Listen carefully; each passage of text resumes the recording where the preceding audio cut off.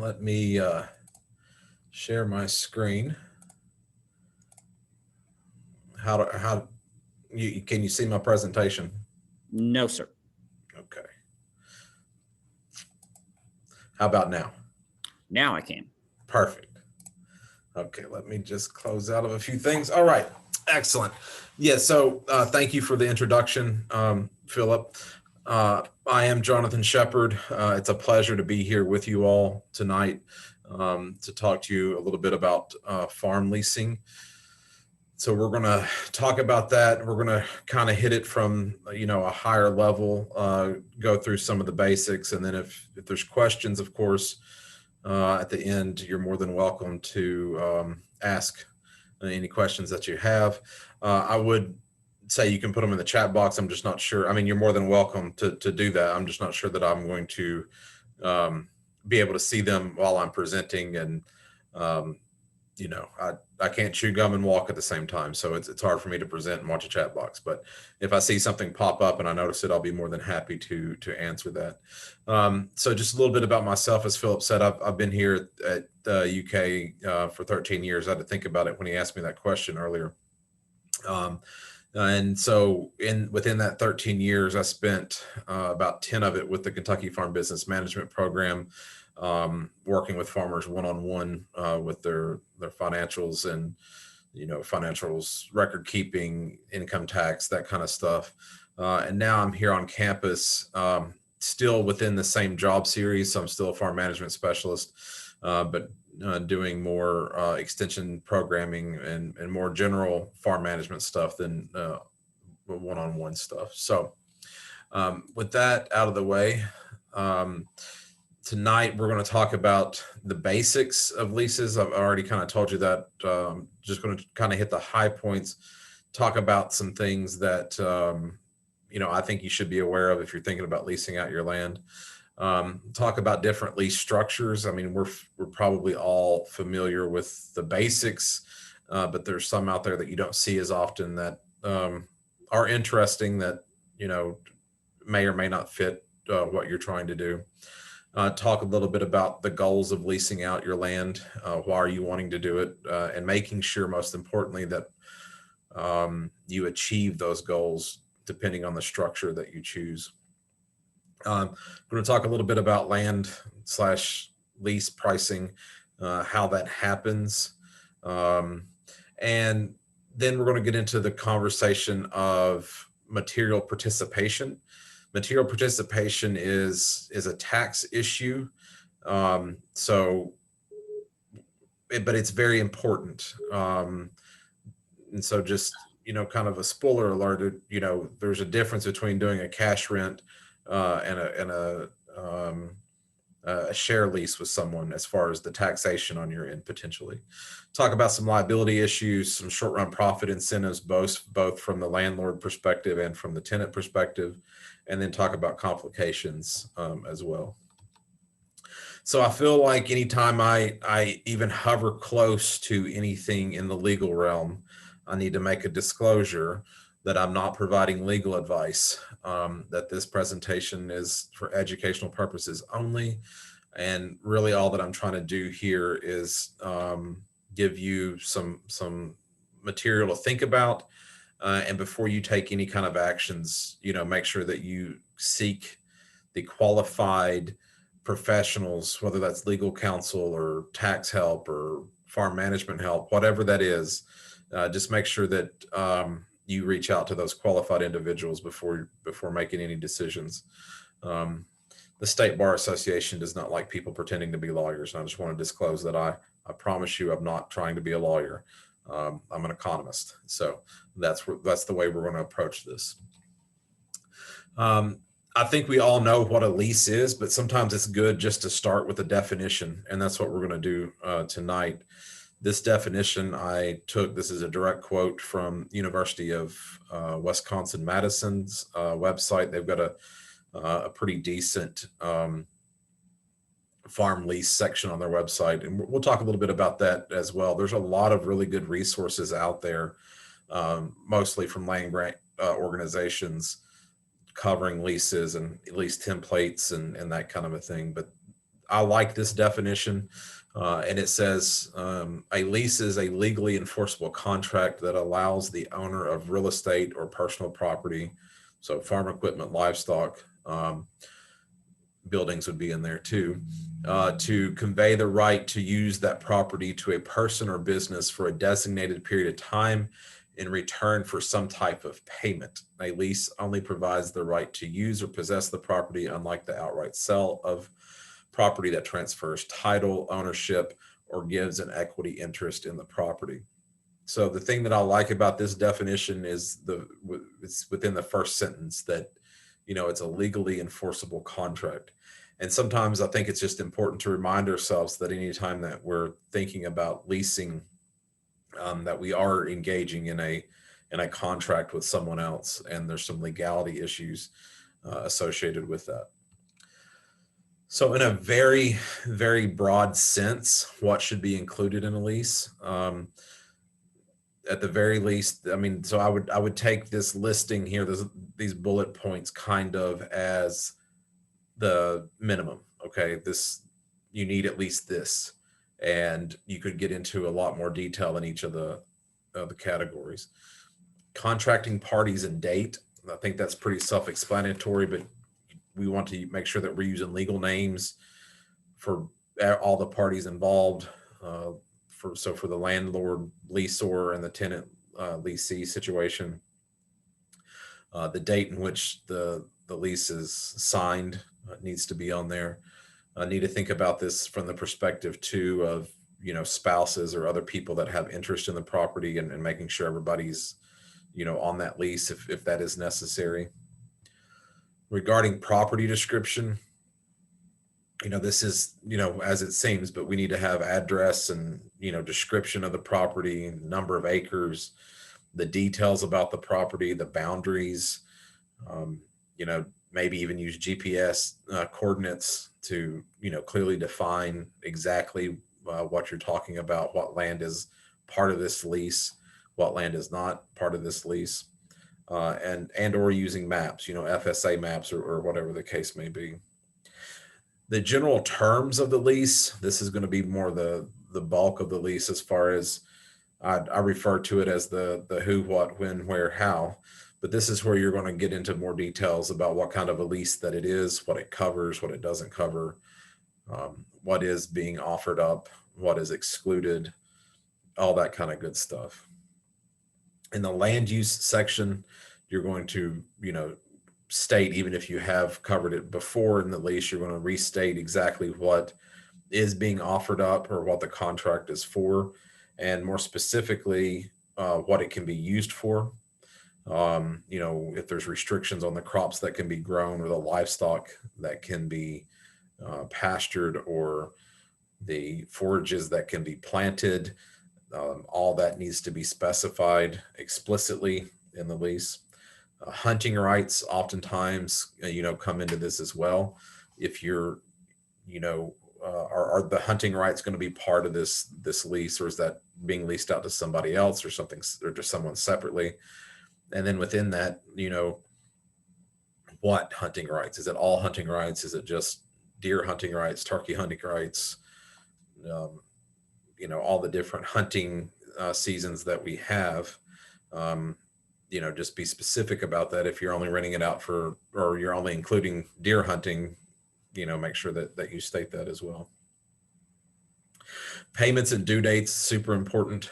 When is it due? When is the payments due? When are the payments due? How much? And pretty straightforward, but you need that in there. If rent is due, one time each year at a certain date, or two times, however you work that out, just make sure it's specified in there. The other section that I see left out a lot, and especially from people who are just writing up something on their own, and I'm not saying that's a bad thing, but just an area that we sometimes overlook, is the termination amendment of the agreement section. So the termination section, would lay out what a termination looks like, what is cause for termination, or how the parties involved go about the termination, what has to happen in order to terminate it, to terminate the lease, or how do you go about amending the lease? So let's say that I'm the landlord and I've decided that, if I'm going to keep renting to this individual, there's certain things that I want to add to the lease that can't happen or need to happen.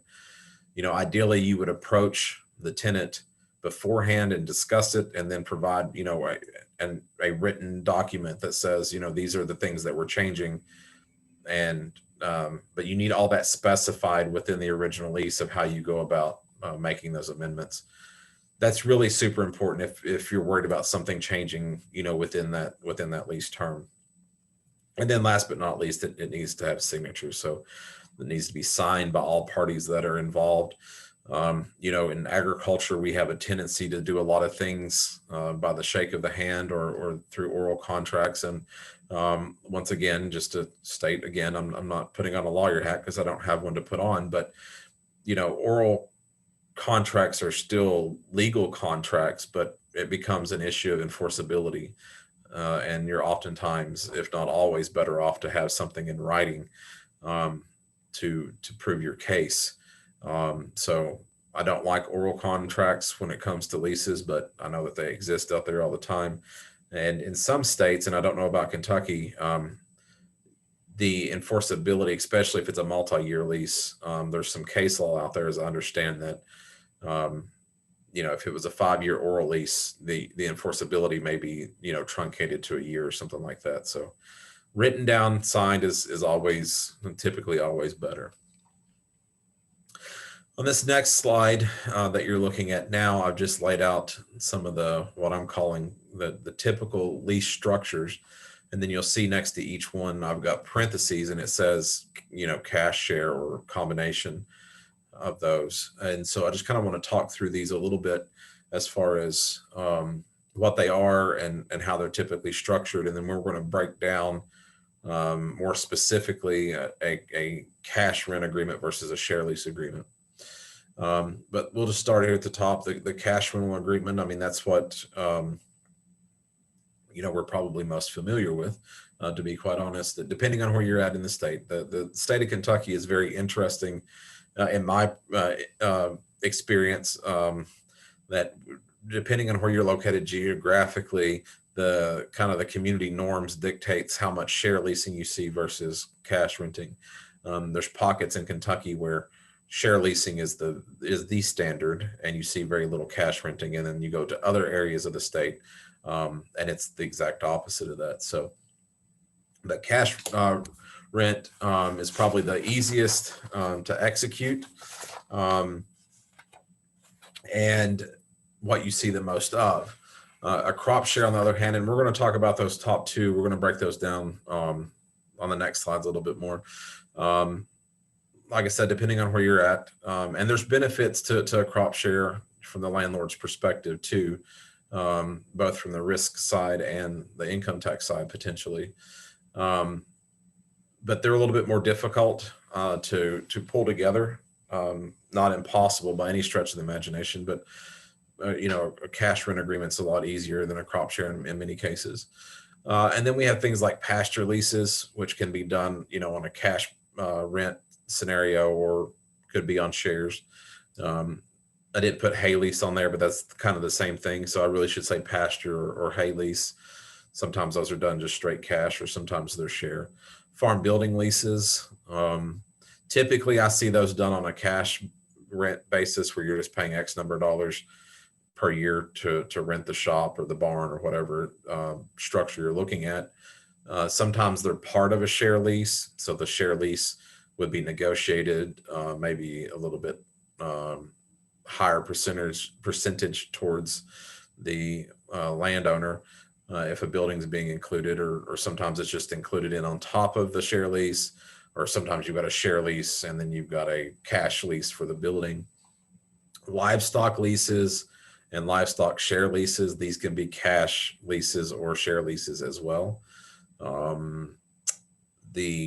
Probably in the livestock lease scenario, from a cash perspective, where you're just literally paying, X number of dollars per head, we typically see that more often in a leasing a bull type scenario, where I'm going to lease your bull for X number of months for X number of dollars. You don't see it so much on the cow side, but there are share leases out there on the cow calf side, which get a bit complicated, a bit cumbersome.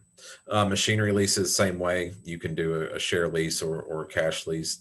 I would say cash lease is most common, but I see folks all the time, like, own a hay baler and their neighbor uses the hay baler and they don't get paid cash for the use of their baler. They get hay instead. So that would be a type of a share lease. And then last but not least is the flex lease. And the flex lease, the popularity of it, or that's probably a bad terminology, but the interest in the flex lease kind of ebbs and flows over time. And we see a lot of flex lease interest in the commodity side, specifically the grain commodities. Anytime there's volatility and crop prices are going up, there's a lot of interest in the flex lease. And I call it a hybrid approach because a typical flex lease will involve a cash portion. So it'll basically guarantee the landlord X number of dollars per acre for the grain ground. And then if certain benchmarks are met on the production side, then the landlord gets to share in the yield that exceeds whatever that benchmark was set at. So that's just another lease. You see a lot of those in Illinois, Indiana, places like that. And it's a way in which the tenant can hang on to ground when ground is being bid up. So that you kind of can guarantee your landlord that if I have a good yield, I'll pay you the good price. If we don't have a good yield, you're going to get, something less than that. So that's where we see a lot of that happening. All right, let's break down and talk through cash rent and share rent a little bit. So on the cash rent side, I've already kind of, spoiler alert, I've already kind of given you some of this information, but this is what we're used to. Nothing groundbreaking here tonight on this slide as far as cash rent is concerned, but typically it's an agreement between two parties that states that the tenant or leasee will pay a lump sum either in one or multiple payments for the right to use that asset that belongs to the landowner, landlord, lessor, whichever term you prefer, for a specified period of time. And as I already told you, these are oftentimes the easiest to structure and easiest to execute because it's simple math. Somebody's renting X number of acres for whatever purpose, and they're paying X number of dollars, and it's just easy to do that. The risk to the landlord is typically just failure to pay on behalf of the tenant. So implicitly, depending on the financial well-being of the tenant, the landlord is at risk for, adverse weather events. But on the surface, they're not, right? The landowner is just, guaranteed by that contract X number of dollars per acre times the number of acres, and doesn't really matter if the tenant makes any money or not. That's what they're entitled to. So from a risk perspective, in general, the landlord doesn't take on as much risk, and more of that risk is shifted to the tenant leasee. And it requires the tenant to have stronger cash flow.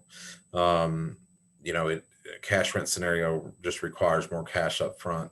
And so that's the reason you see a lot of in the negotiation process of leases or talking with a landowner, you'll see tenants request that, half the money's paid at planting and half is paid at half is paid at planting, half is paid at harvest, or half is paid up front and the other half is paid after the calves are sold or something like that, just to try to lessen that cash flow requirement or the stress of the cash flow.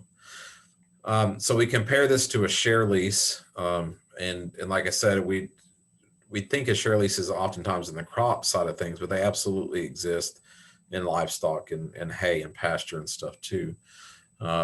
So here in a share lease, just to make sure we're on the same page, Typically it's an agreement between two parties that stipulates who pays for what and in what portions and how much of the final product produced is owned by whom.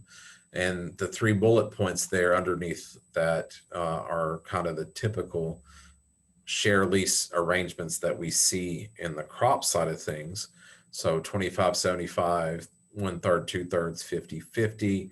The first number being what the landlord gets of that final product produced, and the right-hand side or the second number is going to be what the tenant gets. So for example, in a 25-75 split or a 25-75 crop share, the landowner would get 25% of the crop produced, the tenant would get 75% of the crop produced, and the landowner typically in a 25-75 isn't paying for anything. They're just providing the land to get 25% of the crop. So that same logic holds for 1/3, 2/3, and 50-50, but usually once you start moving up into the percentage, as the percentage increases that is retained by the landlord, then the landlord actually pays for some of the inputs. So like with a 1/3, 2/3, it's not uncommon to see that the landlord pays for the line, for example, and maybe a little bit of some of the other inputs. And then typically in a 50-50, the landowner is paying for at least 50% of seed, chemical, fertilizer, and sometimes some other costs, maybe fuel costs, so on and so forth. So I'm talking to you about that from a crop perspective. So, a grain crop, because it's more standardized in the grain crops, for example. Even with that being said, it is seemingly as though everyone does these a little bit different. So literally, I could take you to the same community that does a lot of crop shares, and we could talk to 2 different farmers that have 1/3, 2/3 leases or 50-50 leases with 2 different landlords, and their lease agreements are going to be, different, sometimes very different.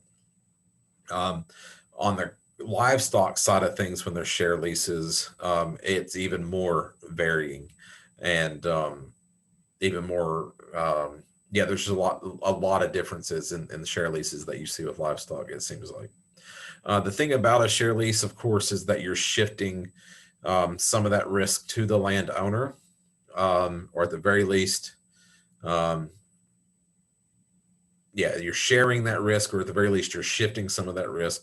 So the idea here is that, as risk increases, so does reward, or the opportunity to benefit from the reward. So that's one thing to think about in a share lease scenario, whether it's crops or livestock. As the landlord, is that something that you want to deal with? Or are you just wanting, quote unquote, guaranteed money and not having to worry about, if the cat's got an outbreak of pneumonia, or there's a drought, or, whatever the case may be. So I think the risk component is important to point out, because it all aligns with, what are you trying to achieve by renting your land out to someone else. All right, pasture leases. So oftentimes, and I would argue the easiest way to do these is on a per acre basis, where you're literally just renting. I've got 100 acres of pasture, and you're paying me X number of dollars an acre for that pasture. That's different, of course, from if you're just growing crops, because of the livestock component, you typically need to specify some kind of maximum stocking rate associated with that pasture lease. And so the convention, it seems, is to specify that in animal units, where an animal unit is 1,000 pounds of animal. And so I'll be honest, I'm stepping out of my wheelhouse here a little bit. Your extension agents, I promise you, can talk to you more about animal units and how that's calculated a little bit better than I can. But, trust me for right now, or at least just use the example that I'm using right now, that an animal unit is 1,000 pounds of animal, or 1,000 pounds of ruminant in this example. And, so let's say that we've got cows 1,000 pounds on average. So, one cow, or let's say, 4.5 sheep or something like that would equal the same animal unit. But you have to specify what that stocking rate is. And maybe you don't know what that stocking rate is. So this is a time, to reach out to your extension agent and talk to them about, what your land can handle based off the forages that you've got, and the quality of the soil and the organic material and the fertility, and try to arrive at what that upper level may be. So that's an important aspect of doing a pasture lease. Sometimes they are done on a per head basis. And so in this case, you're getting paid X number of dollars per cow, X number of dollars per ewe, X number of dollars per whatever the case may be. But even in that case, you still have to concern yourself with, specifying maximum stocking rates.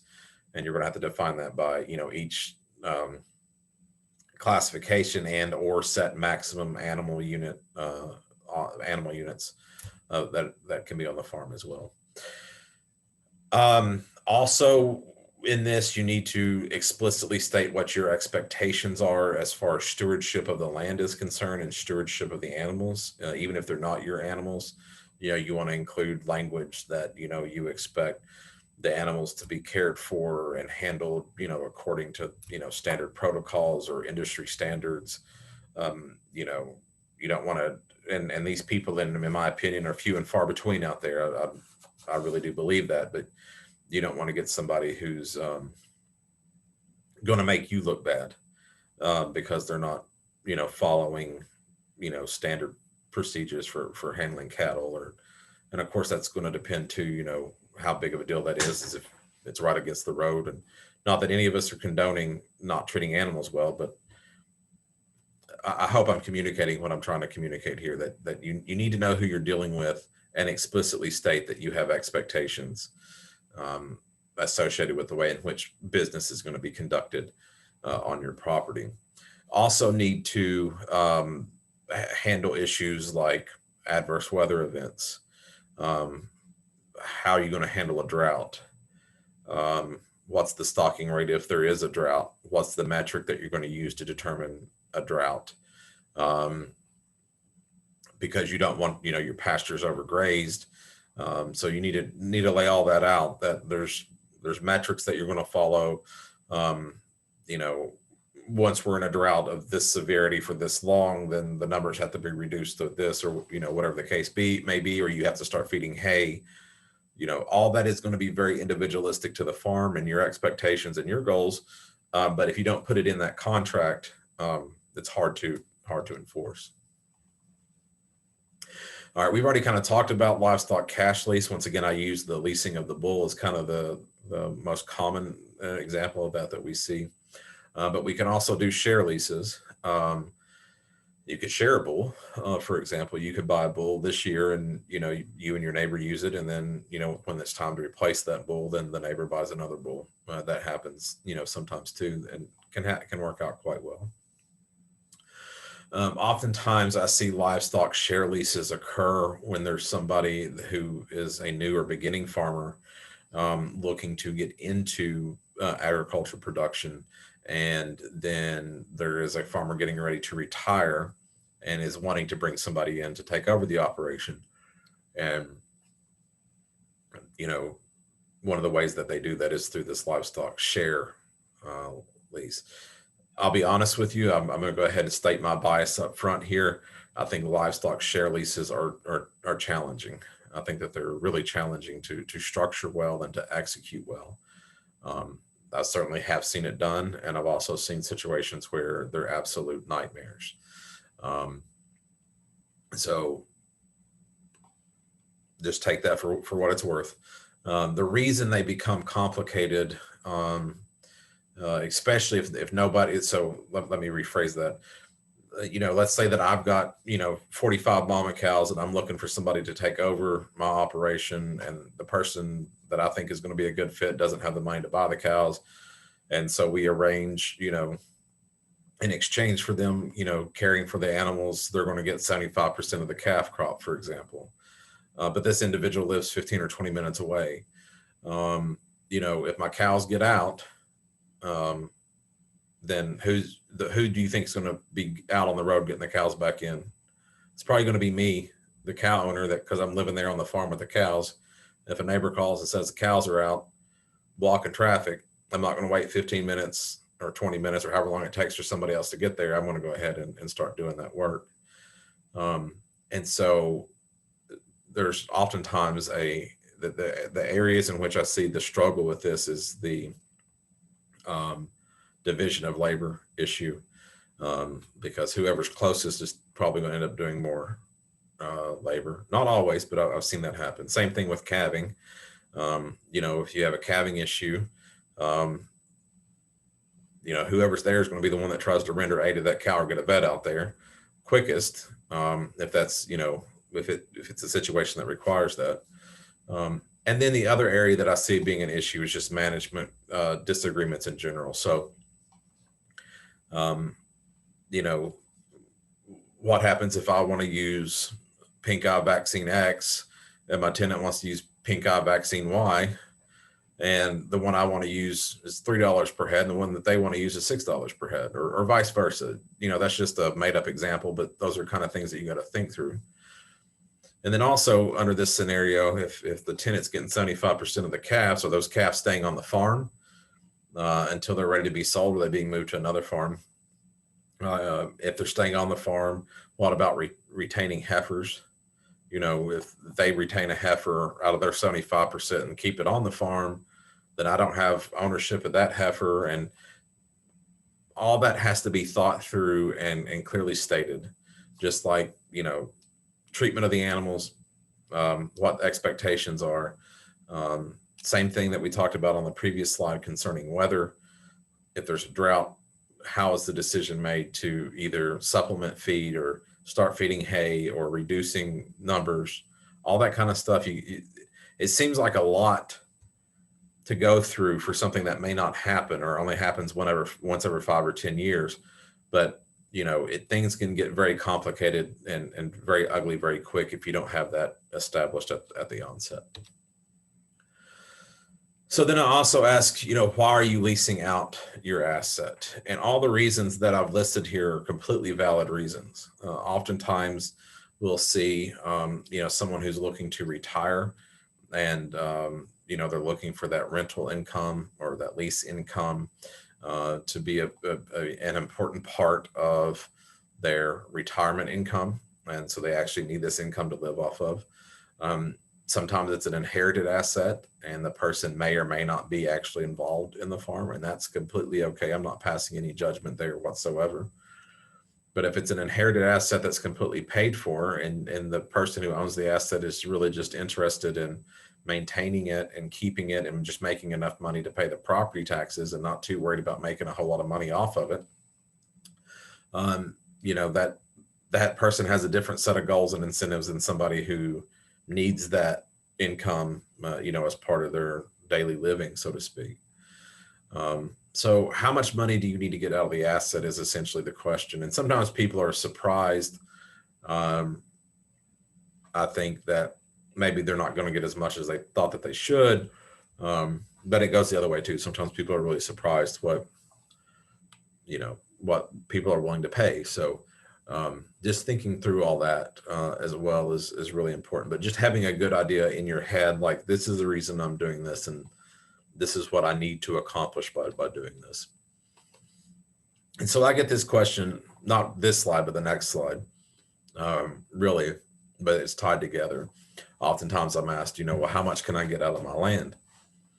And so first we need to think about what affects land rental prices, and really what affects land rental prices affects land prices in general.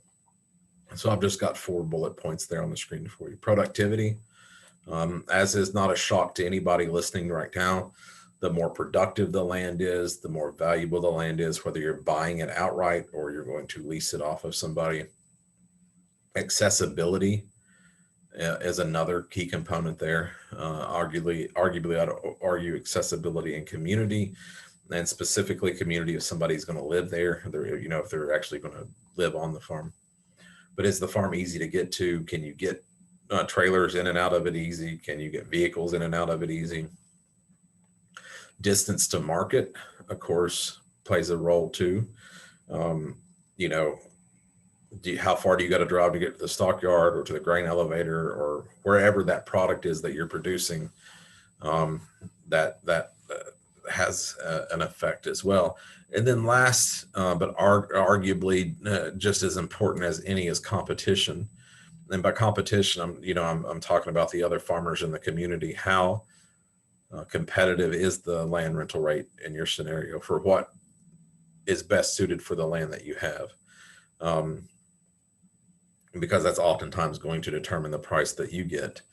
And sometimes you will get more than what your land may quote unquote be worth because of that competition factor. But I would argue that while theoretically all of those points play a huge role in that sometimes competition can overrule, sometimes I'll say it this way, sometimes you can see less productive land go for a lot more than it should just because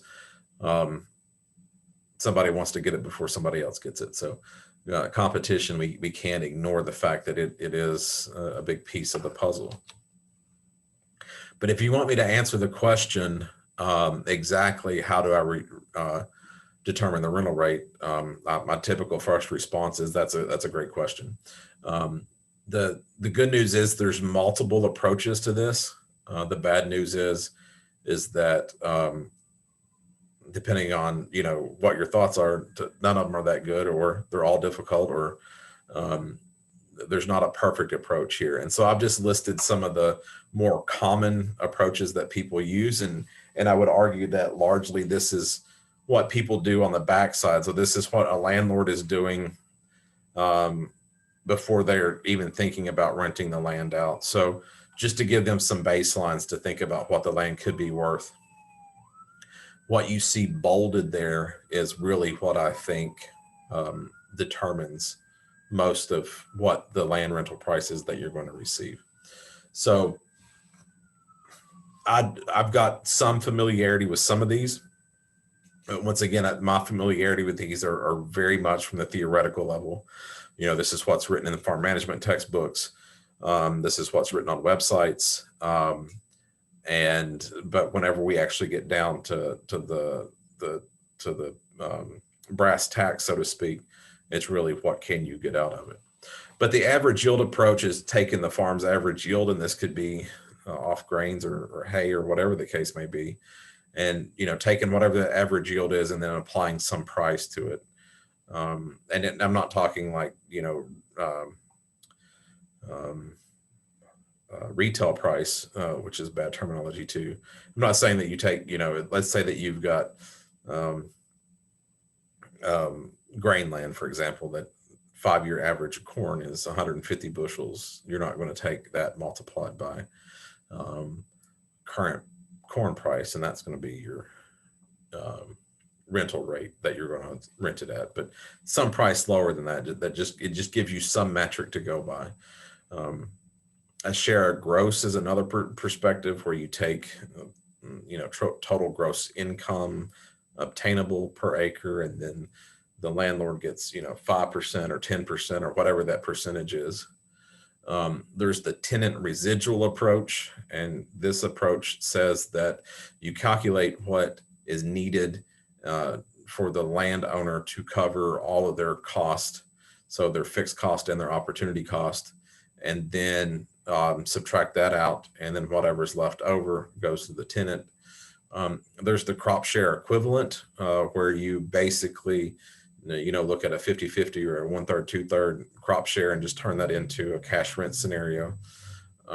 But more than often, it's going to be what others are paying or getting for like kind land in your area, because of the competition factor. So this requires, if you don't have a good idea what other people are getting for their land, I mean, it does require you to talk to them. And, oftentimes we have a tendency to keep that information very close to our chest.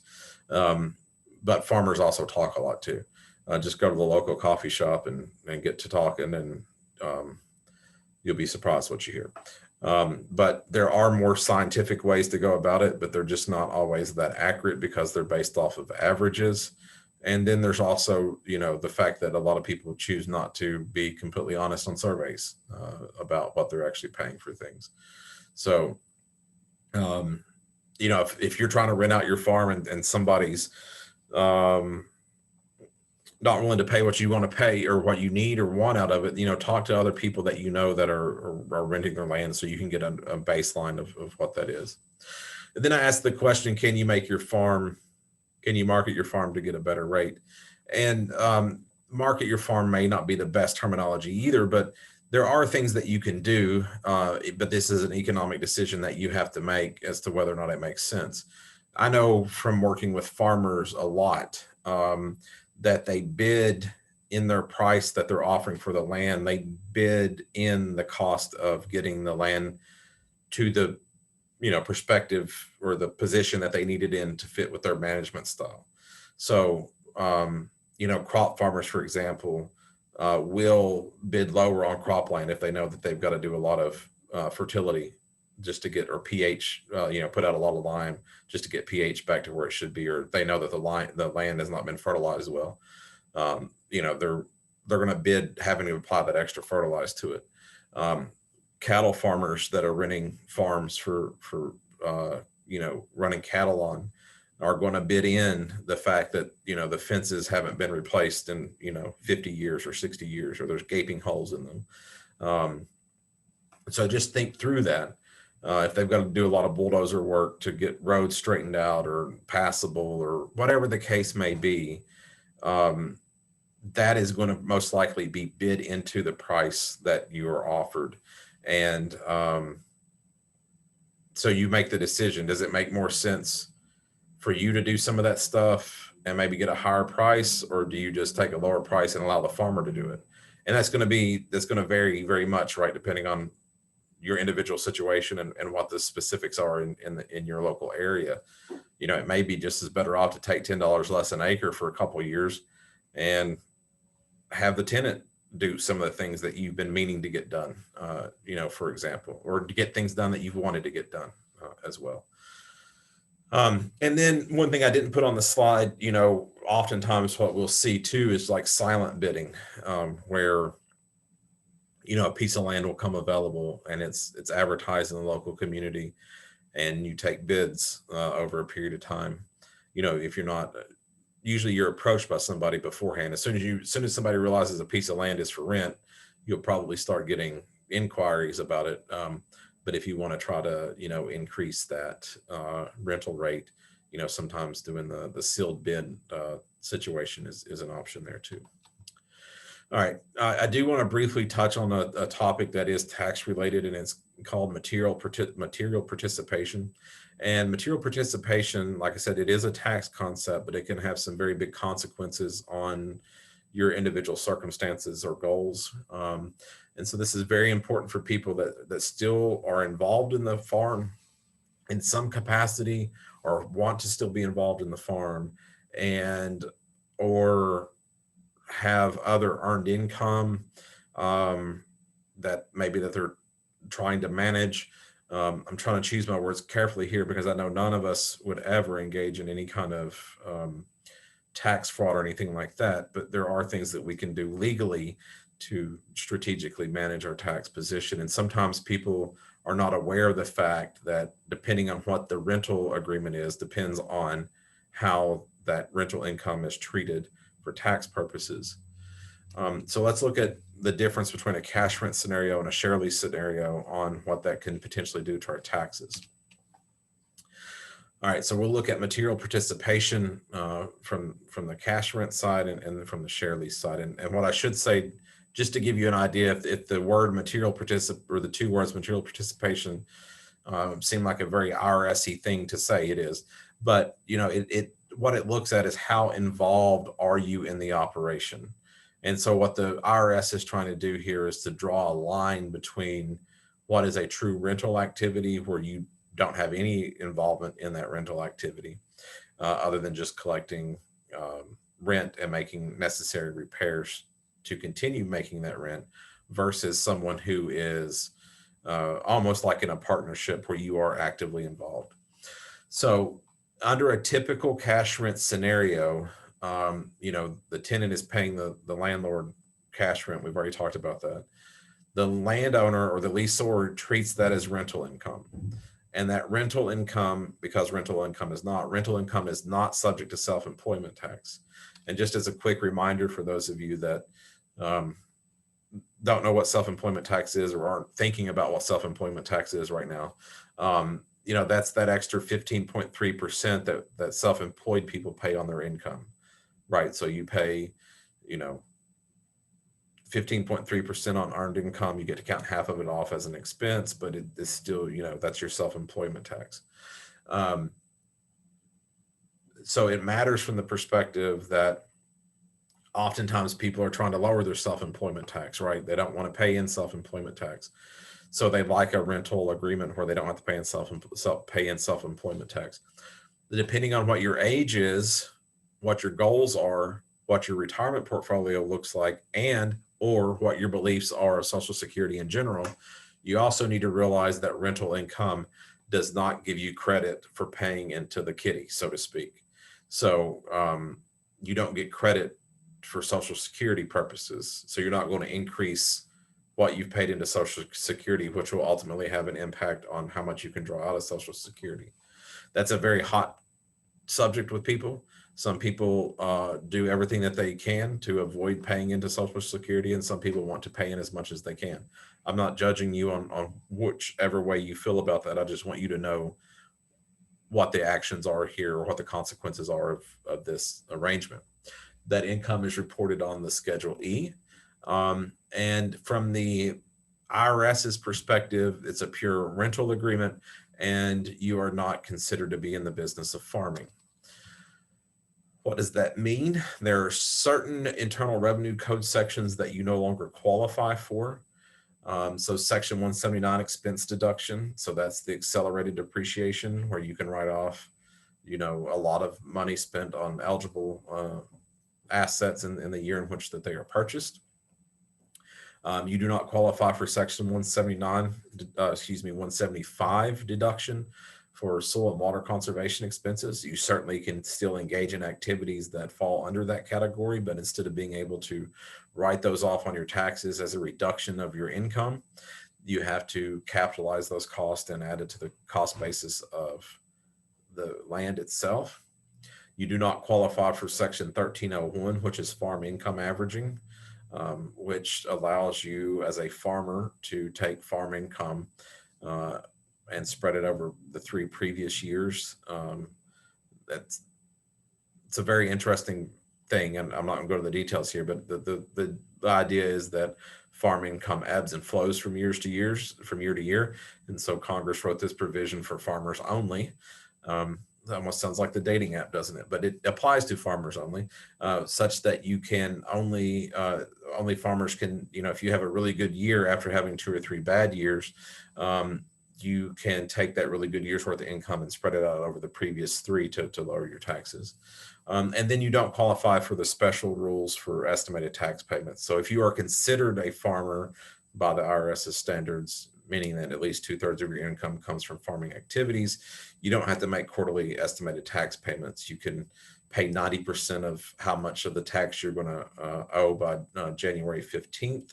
I believe it's January 15th, and pay the rest by April 15th, or you can make no payment and just pay 100% of the taxes that you owe March 1 without penalty. And just remember, for everybody else that's not a farmer, you're required to do those estimated tax payments where there's significant penalties and interest associated with not doing that.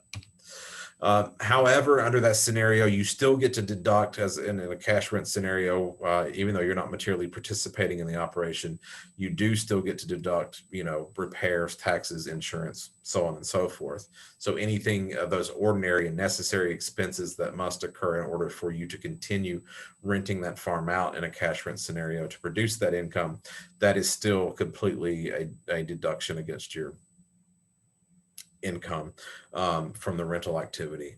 But you can't build a 10-year structure on the property and write the whole thing off in 1 year and really reduce your income for that year in that case. There's also the issue of passive activity loss limitations that apply as well. And so just as a quick reminder, the IRS looks at passive activities differently than active activities, I guess. And so if you have a loss in a passive activity, which rental typically is a passive activity, that loss in the passive activity cannot offset income in your active activities. I feel like active activities is really not the correct terminology, but I think it still gets the point across. So just think about a scenario where I'm, renting out my farm, and for whatever reason, I had to spend a lot of money this year because just everything that could go wrong did go wrong. We had heavy rainfall that washed, gullies in the gravel, and I had to spend, bukus of money getting gravel put down and the road straightened out. And so by the time I counted all those expenses of repairing the road, it exceeded what I earned in rental income. That loss that I generated in that passive activity, there's a limitation on how much of that, if any, it will offset on any other income that I have. So that's an issue to think about as well. So in general, cash rent does not qualify or allow for the landowner to qualify for material participation. However, you can write an agreement between the two parties, so between the landlord and the tenant, that states that as the landlord, you are required to materially participate in the operation, which would then make you eligible for some of those tax deductions or special tax allowances that you were not allowed when you were not materially participating. My only word of caution there is that this is an issue that the IRS seems to like to dig into sometimes if you're audited. So just having that agreement that says that you are required to materially participate isn't enough. You need to actually be able, I guess what I'm saying is, don't rely just on that document that says that I'm required to materially participate. Be willing and able to back up your material participation within the operation if you were ever questioned. Let's say, for example, that you're retiring and you're going to rent your farm out and you're going to go to Florida. And for whatever reason, the other part of your life you really need to be materially participating in this farming operation so that you can best manage your tax situation. But you still want to do it under a cash rent scenario. And so you write this agreement between you and your tenant that requires you to materially participate, but you go to Florida and you stay down there, 11 and a half months out of the year. And then you get audited and the IRS is like, we need to see your material participation in this organization, and they can prove that you were gone to Florida for 11 and a half months. You're going to have some problems. So just be aware of things like that. All right. From a share perspective, a landlord is considered to materially participate in a lease if A, the landlord has an agreement with the tenant requiring the landlord to materially participate in the production or the management of the production of the commodities, and B, the landlord meets one or more of the following 4 tests. So the first test states that the landlord does at least 3 of the following. So to pass test 1, you need to do 3 of A through D. So paying using cash or credit, or at least half the direct cost of producing the crop. Furnish at least half the tools and equipment used in the production activities. C is advise or consult with the tenant, and D is inspect the production activities periodically.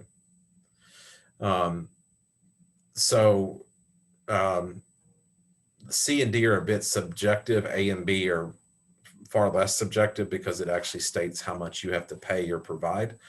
And you can't pass test 1 without using part A or B. So be aware of that. Let me also point out that I pulled this from Iowa State directly. This is almost verbatim what the Internal Revenue Code section actually says. I just pulled it from them because I could not readily find it in my income tax workbook from previous years when we talked about this. But this is, basically exactly what the Internal Revenue Code says on this issue. Test 2 is that you regularly and frequently make or take an important part in making management decisions substantially contributing to or affecting the success of the enterprise. Test 3 is that you work 100 hours or more spread over a 5-week period, or more in activities connected with agricultural production. And then test 4 is that you do things considered in their totality, show that the landlord is materially and significantly involved in the production of farm commodities. So some of these are subjective, or actually, I would argue very subjective.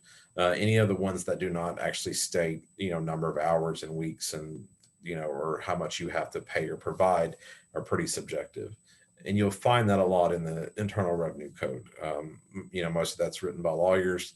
And no offense to my lawyer friends, I'm not saying that at all, but you read through some of this Internal Revenue Code stuff and you're thinking like, okay, well, I don't have a chance because I need to get a law degree just to figure out what we're trying to say here.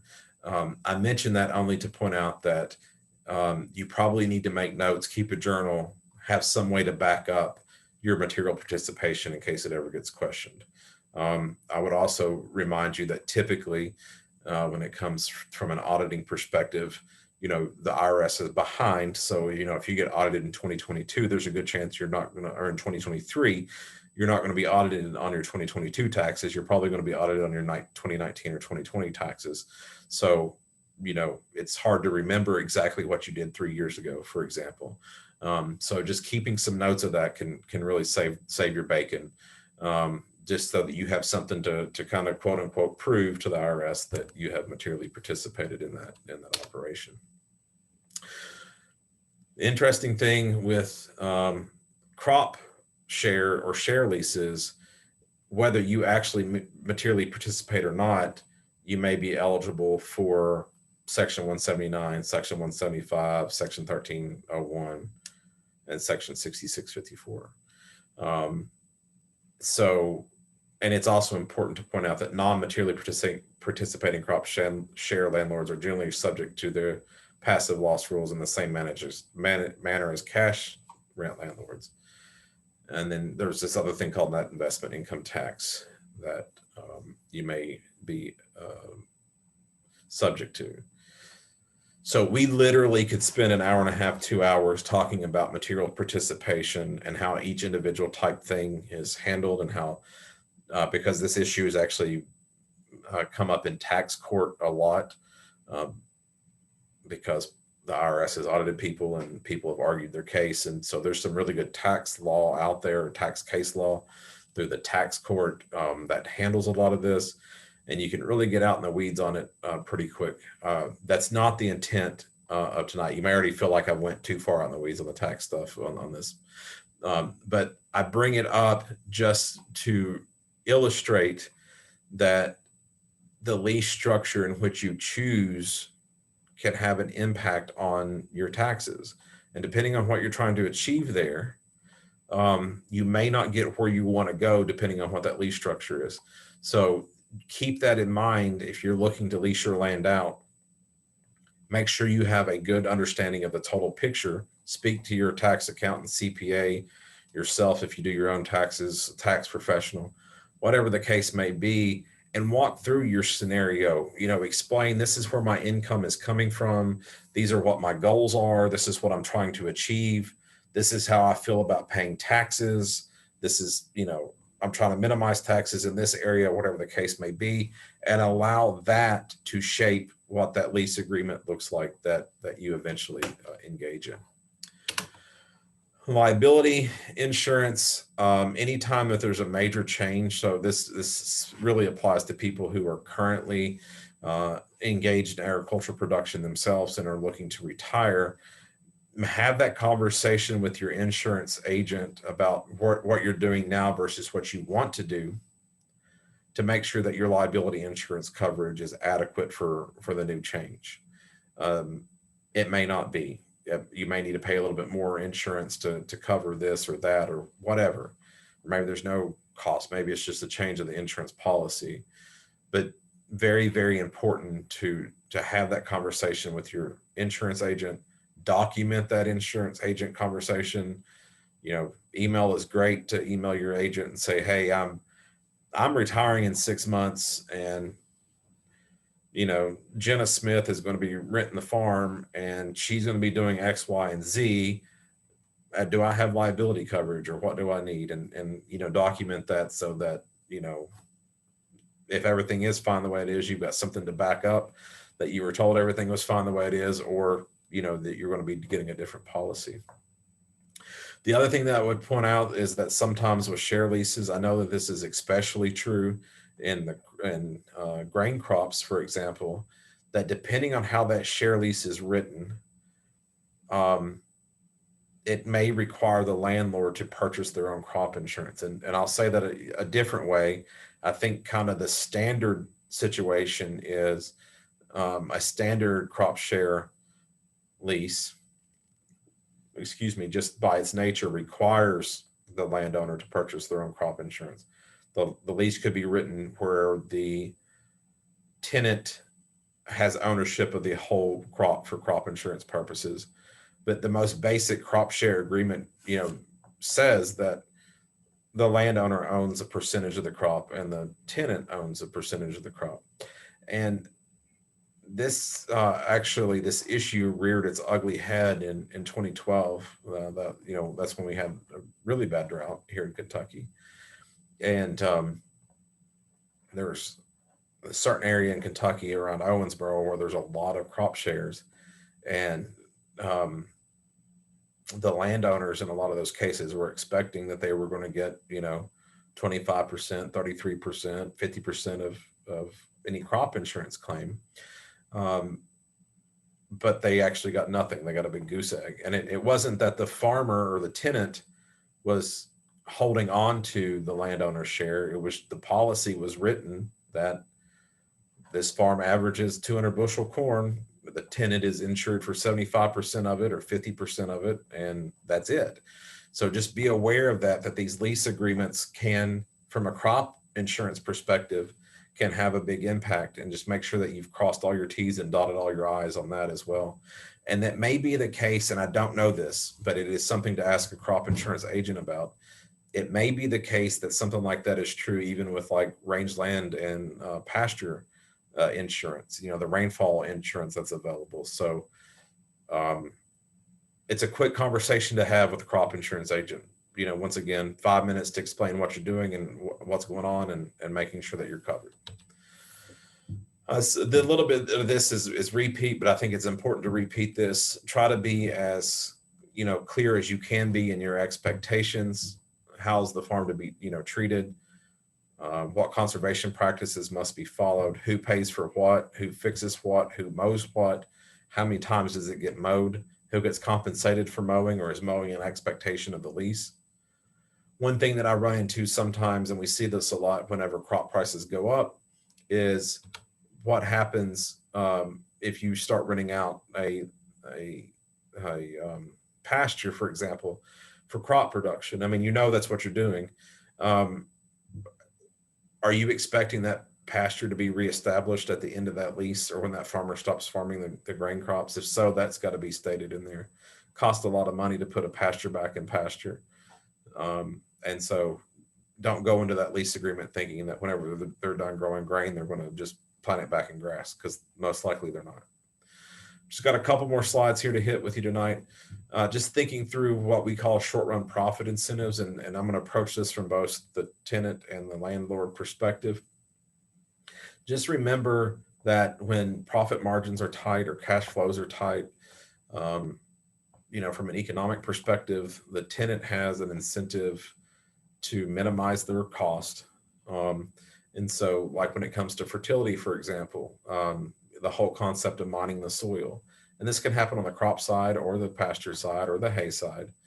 And so, having that clearly stated that you expect fertility to be maintained at a certain level, or that you expect pH to be maintained at a certain level, is super important, because it heads those issues off as well. And just so that people don't think that I'm just, so that happens with the overgrazing too. If money's really tight, or I'm not making much money on the cattle, I may have an incentive to push those cattle a little bit harder and eat that grass down a little bit more than I should. So, all that needs to be written into that lease. And not just to pick on the farmer or the tenant perspective, but the person, the landlord, has short-run profit incentives as well.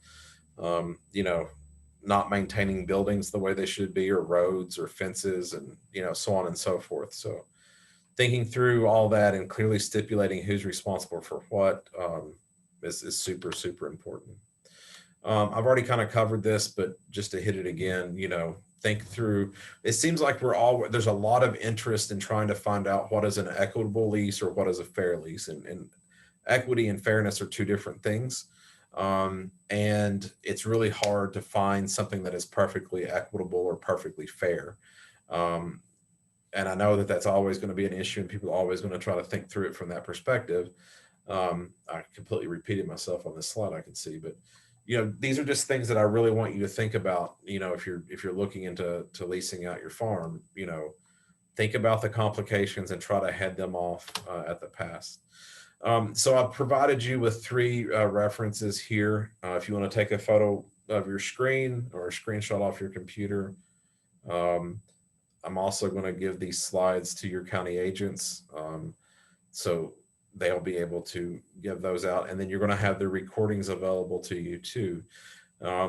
These are just three examples that exist. There's many, many what I would consider good reference sources out there, especially land grant universities that have a lot of these leases already formulated or templates to go off of to think about. I still would encourage you to consider a lawyer, depending on what your level of comfort is with all this stuff. I do want to point out the one in the middle because it is aglease101.org. And if you go to that website, the website's going to pop up. And I will tell you my experience when it popped up. I looked at it and I was like, oh, this is some kind of a scam website. This is the cheapest put together website I've ever seen. It's got a real cheap kind of sounding name. And I started clicking around on it and I was like, wow, no, this is actually a really good website. It's just really, really basic. But they have multiple lease templates up there. And it's actually put together by the Northern Farm Ranch Education Management Group or something like that. So they're a legitimate group. They are a really good group, actually. They just have a really long name that I could never remember. So I guess I was totally guilty of judging the book by its cover, clicking on that website and looking around. But it's actually a really good website and has some good resources there as well.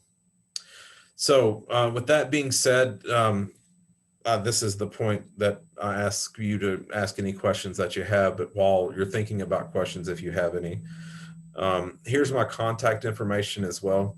I always encourage you to reach out to me if you have any questions about anything that I've presented or anything tangential to what I've presented. And I totally understand that sometimes, it's 7 o'clock in the evening now, you've been at work all day doing something, and hopefully you got something out of this, but you may not have a question right now. You may not have a question until you're driving to work tomorrow morning or out on the tractor or this weekend or whatever the case may be. I understand that we think through these things. So if you have a question later, don't hesitate to give me a call or shoot me an email. I'll be more than happy to talk to you about that. With that being said, thank you so much for the invitation to be here with you all tonight. And if I could be of any help in the future, please just let me know.